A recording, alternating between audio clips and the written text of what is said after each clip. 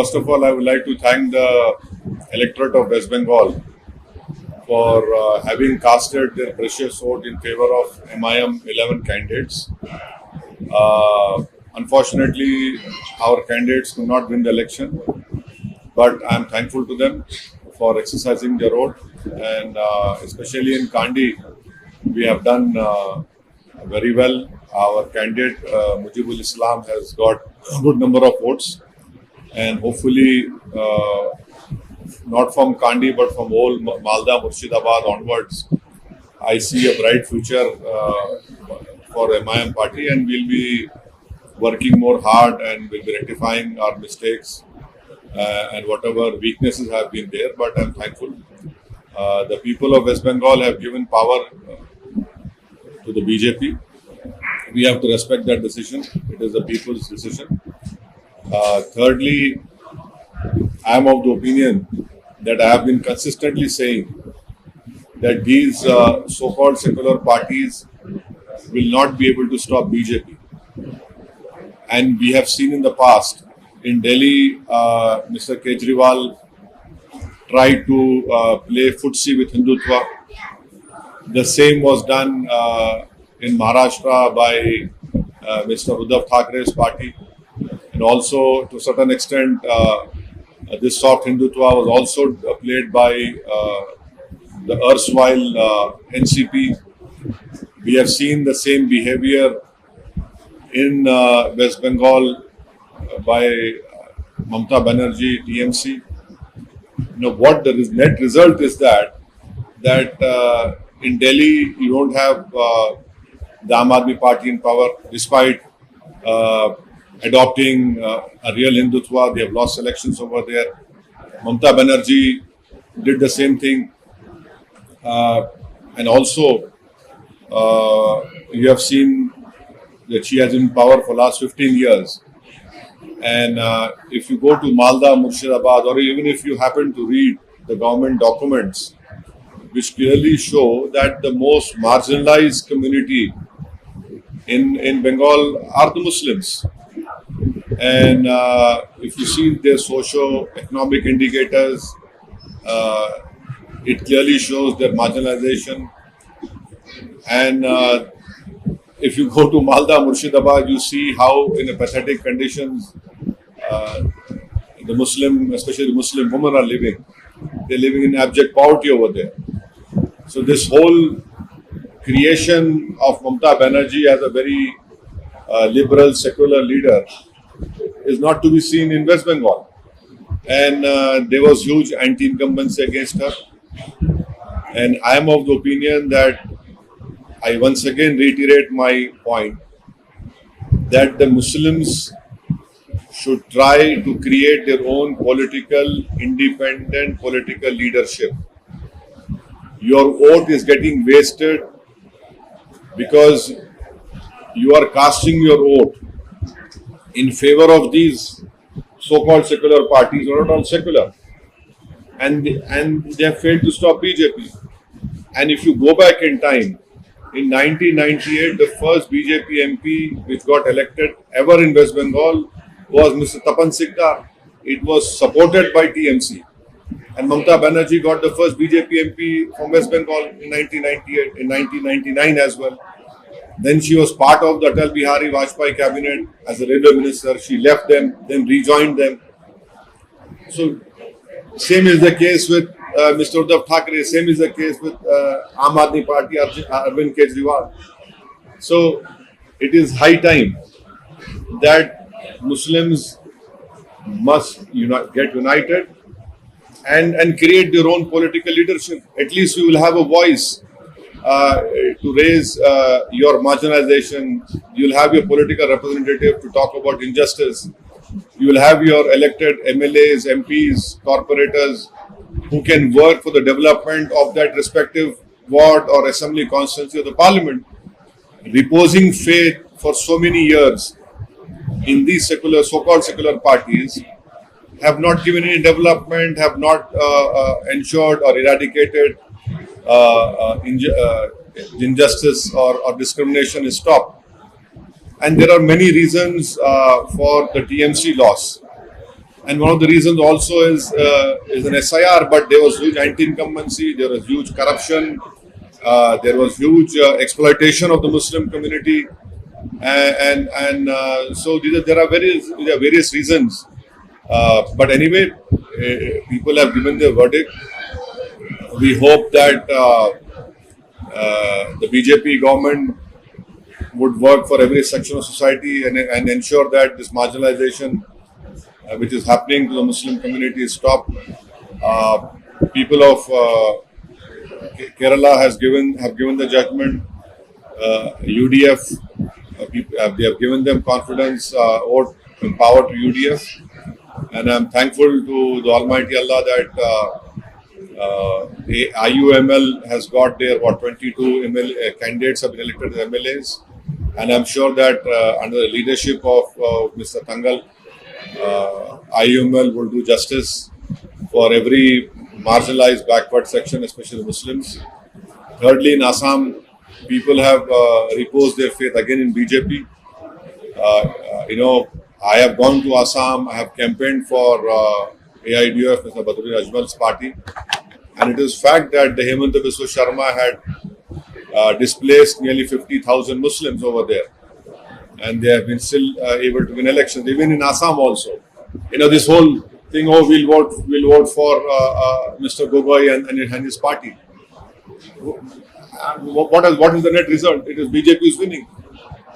I mean, had Ajmal Saab got more MLAs, that would have given a stronger voice to nearly 30% of the Muslims of Assam. But anyway, Alhamdulillah, Ajmal Saab and his candidate has won, and I'm sure that they'll be doing their utmost best to ensure that this injustice which has happened and the rule of Mr. Hemanta Biswa Sharma will come to an end.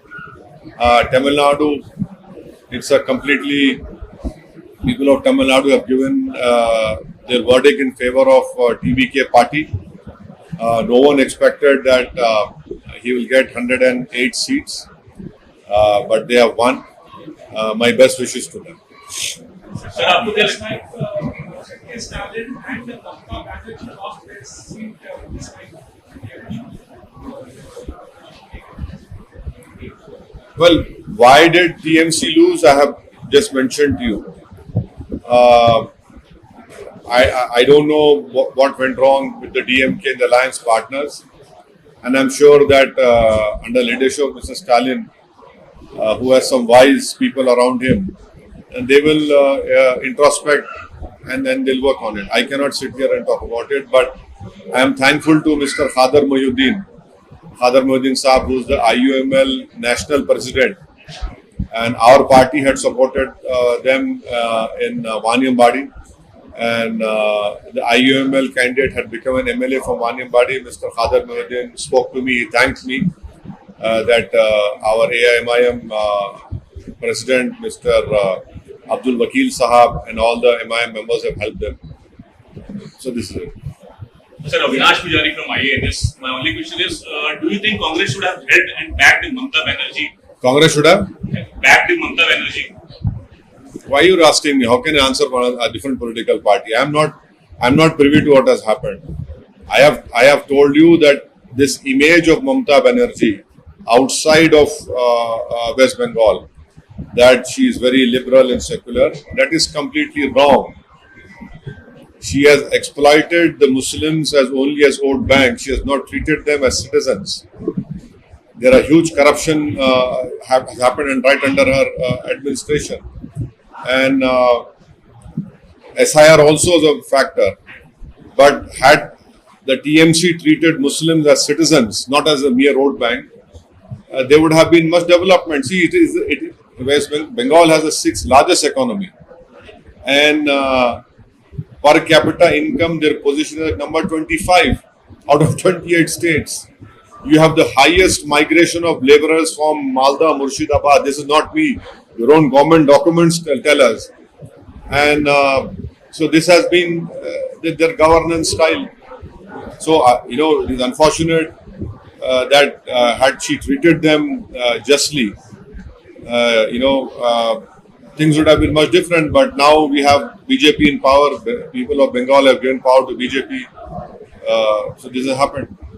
Sir, India Alliance, when Mamata Banerjee and Stalin was there as CM, it was quite strong. Now, what would the fate further? I was not part of India Alliance, so I cannot comment on it. Sir एक आखिरी सवाल बंगाल में party को आपको क्या आपको support किया अगर क्या वोट भी यहां से ठीक है, मैं तो इकरार किया, शुक्रिया अदा किया। हो सकता है कि बहुत सी चीजें हैं, मगर एक बात है कि ना सिर्फ बंगाल के मुस्लिम माइनॉरिटीज को बल्कि पूरे देश के मुस्लिम माइनॉरिटीज को ये सोचना है कि आपने वोट डालने का काम तो किया, मगर आपकी वोट की कीमत क्या है। महाराष्ट्र में यही बात आपसे कही गई थी कि सरकार में आने का है, गवर्नमेंट बनाने का है, नहीं बना सके। बिहार में यही बोला गया कि सरकार बनाने का है, नहीं बना सके। मगर सीमांचल की जनता को लाखों सलाम, उन्होंने MIM पार्टी को अपनी मोहब्बत और अपनी इज्जत और अपनी मेहनत से वहां पर अपनी लीडरशिप को पैदा कर दिया। बंगाल में आज नहीं सरकार बनाना है, भाई सरकार 15 साल सरकार है, क्या हुआ मुसलमानों? आपने वोट दिया, तब भी बीजेपी वहां पर जीत गई।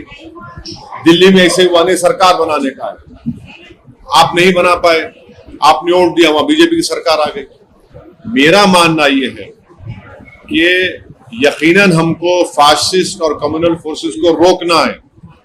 इसका हरगिज मतलब ये नहीं निकल सकता कि कोई मुसलमान की पॉलिटिकल लीडरशिप ना बने। आपकी आवाज की जरूरत है। आसाम में देखिए, आसाम में ही बोला गया 50,000 मुसलमानों को हेमंत बिस्व शर्मा की गवर्नमेंट ने उनको अनकॉन्स्टिट्यूशनल इलीगल तरीके से उनको बेघर कर दिया।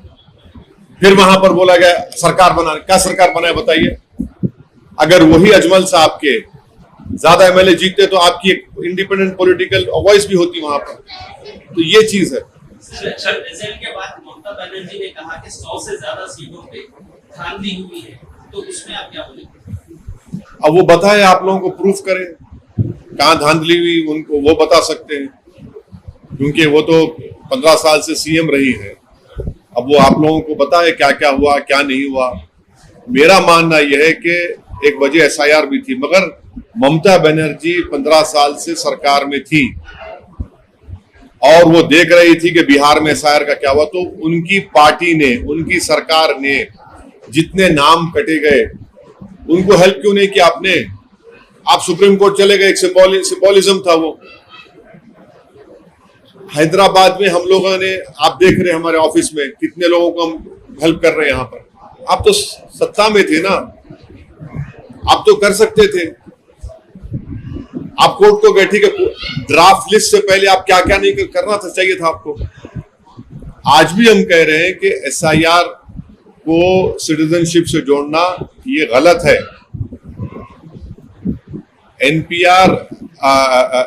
NCR का कानून है जो मिनिस्टर होम अफेयर्स में आता है। तो मैं आपके जरिए से जहां जहां अब SIR होने वाला है वहां की आवाम से अपील करूंगा कि आप अपने मैपिंग करवाइए और सही तरीके से स्पेलिंग मिस्टेक्स होने मत दीजिए। अगर आपका नाम 2002 की वोटर लिस्ट में नहीं है तो आप लोग डॉक्यूमेंट्स बनाइए, बर्थ सर्टिफिकेट है या आपका पासपोर्ट है, जो भी डॉक्यूमेंट्स है। और महाराष्ट्र में और तेलंगाना में तो हमारे हेल्प डेस्क सेंटर्स चल रहे हैं और 9 तारीख के दिन औरंगाबाद में मैं खुद जा रहा हूं। वहां पर हम लोग जो एक नया सिस्टम जो क्रिएट करें उसका हम लॉन्च करेंगे ताकि वोटर्स को आसानी हो मैपिंग कराने में। उसके बाद देखिए, ड्राफ्ट लिस्ट आने के बाद मुश्किल हो जाता है। और अंडर एस्टिमेट मत करिए, सिर्फ वोट डालने का मसला नहीं है, इसका ताल्लुक आपकी सिटीजनशिप से है। तो ये चीजें हैं। और साथ ही साथ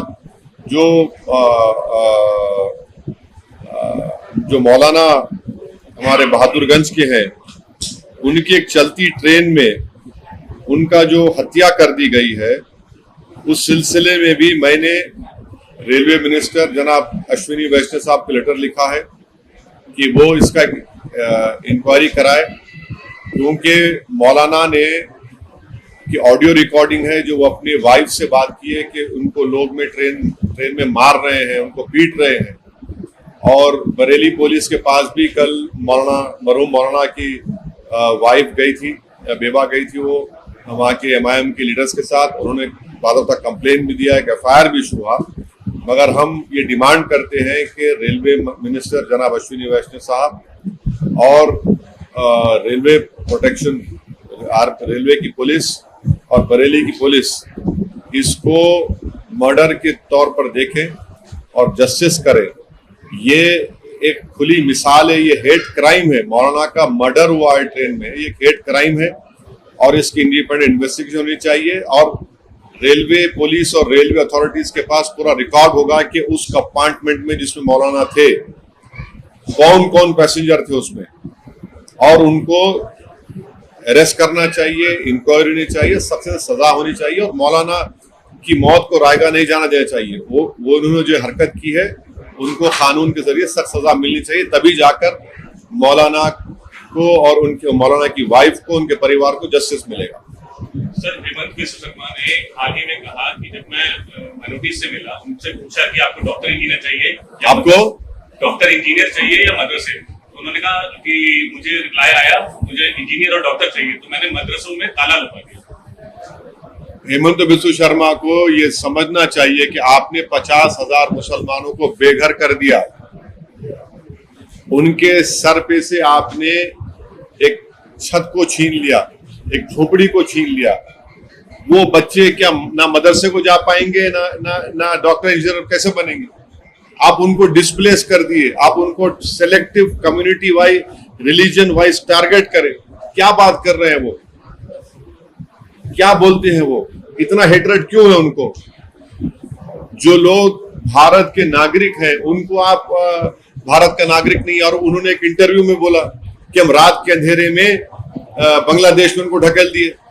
या वो क्या भारत के फॉरेन मिनिस्टर हैं? वो बांग्लादेश से हम ताल्लुकात अच्छे करने की कोशिश कर रहे हैं और बांग्लादेश स्टेबल हो, बांग्लादेश से ताल्लुकात अच्छे हो, ये हमारे लिए नॉर्थ ईस्ट के लिए बहुत जरूरी है। बांग्लादेश में चाइनीज जाकर बैठ गए, बांग्लादेश में ISI जाकर बैठ रहा है और वो नए फॉरेन मिनिस्टर बन चुके हैं और बोले कि रात के अंधेरे में हमने 1000 लोगों को ढकेल दिया बांग्लादेश में। कैसा ढकला आपने? क्या MHA ने उसकी इजाजत दी? मिनिस्टर होम अफेयर्स में कमेटी होती है, वो कमेटी तय करती है, फिर वो फॉरेनर्स ट्रिब्यूनल को जाता, बताए फॉरेनर्स ट्रिब्यूनल जजमेंट बताए।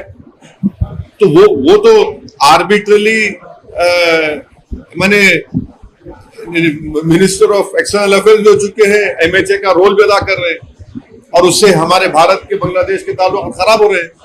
तो ये सिर्फ डिस्क्रिमिनेशन और हेट्रेड के ऊपर ये काम कर रहे हैं। सर, असम, पुडुचेरी, वेस्ट बंगाल बीजेपी ने अपने कब्जे में ले लिया, जीत हासिल कर ली है। क्या अगले लोकसभा चुनाव में आपको लगता है इसका इन्फ्लुएंस बढ़ेगा? अगले लोकसभा में तो 29 में है ना। पॉलिटिक्स तो एक डायनेमिक सिचुएशन डेवलप होता है। तो आप भारत की जनता पर आप ज्यादा आपको अंदाजा नहीं है। भारत की जनता बड़ी बाशऊर है और मुझे यकीन है कि 29 में जो हालात होंगे, अभी तो बहुत दिन बाकी है, समझे ना। पॉलिटिक्स में एक दिन भी बहुत दिन होता है, 24 घंटे बहुत टाइम होता है पॉलिटिक्स में। ओके, हाँ, कौन बोल रहे? हाँ, नहीं, क्या कौन पसंद कर रहे हैं? नहीं, मेरा बोलना ये है कि मुस्लिम माइनॉरिटीज को यकीनन फाशिस्ट कम्युनल फोर्सेस को हराना चाहिए, मगर आप अपने वोट से आप तो वोट डाल रहे हैं। हरियाणा में क्या हुआ? फिर आपने वोट डाला दिल्ली में यही बोल के वोट डाला कि सरकार बनाने का है।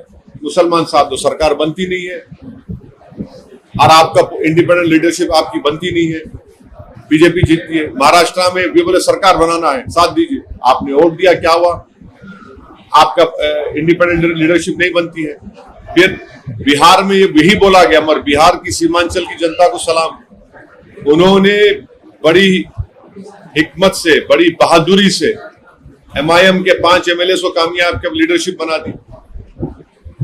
ये सब, चाहे वो आम आदमी पार्टी हो, बंगाल में ममता बनर्जी 15 साल से, आप जाकर देखो मुस्लिम इलाकों में क्या हाल है वहां पर, क्या आपने इंसाफ किया उन लोगों के साथ, गुर्बत उनका मुकद्दर बना के रख दिया आप।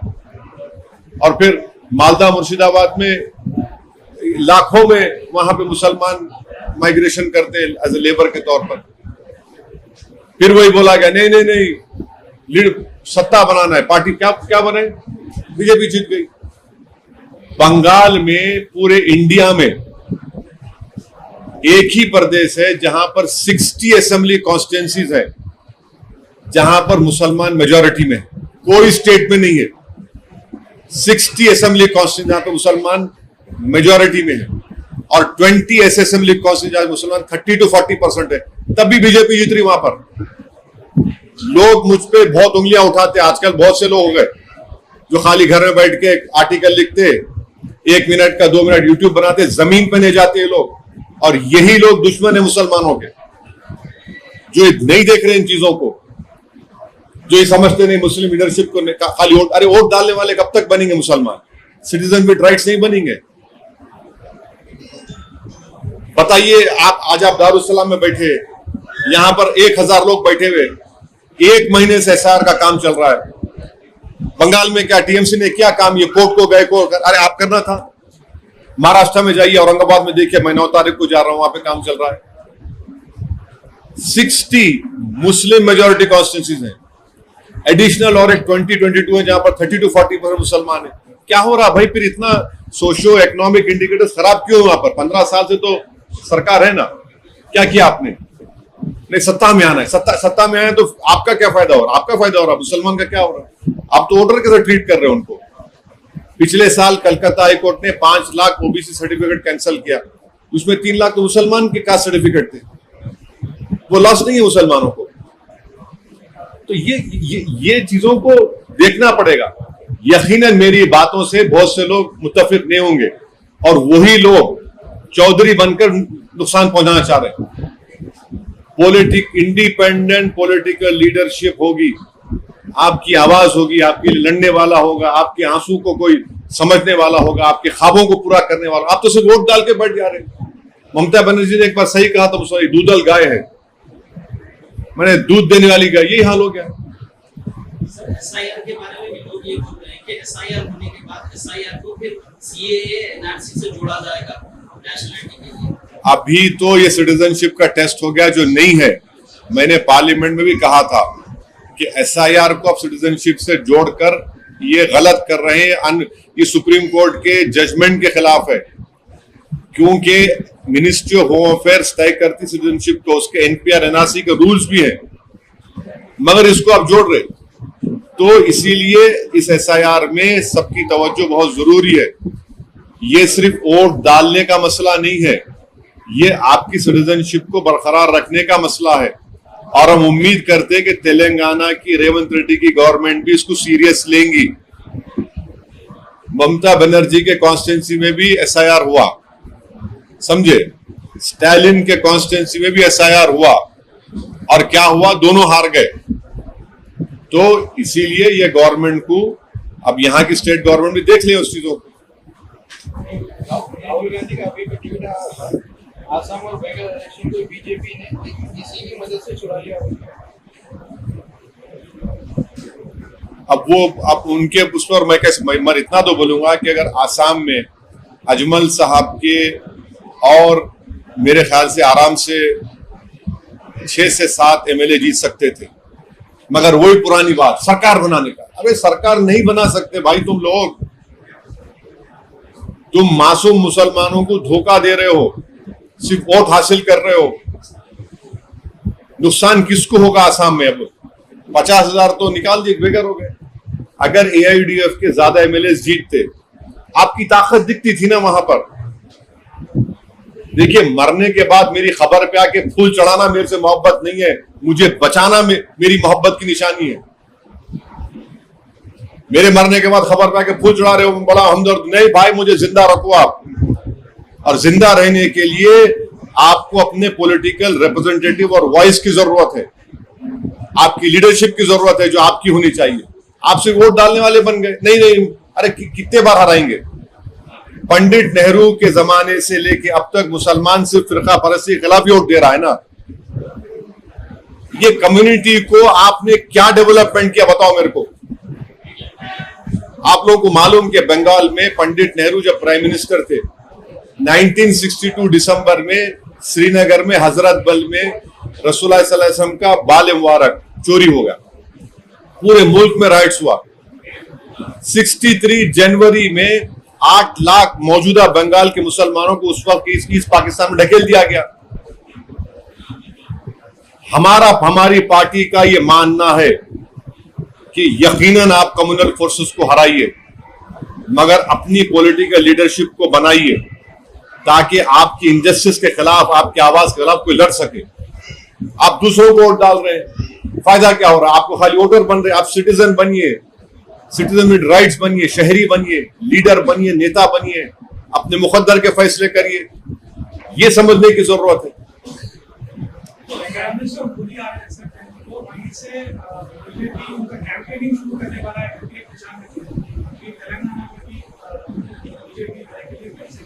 अरे आन दो तेलंगाना में, प्राइम मिनिस्टर है उन्होंने आ रहे।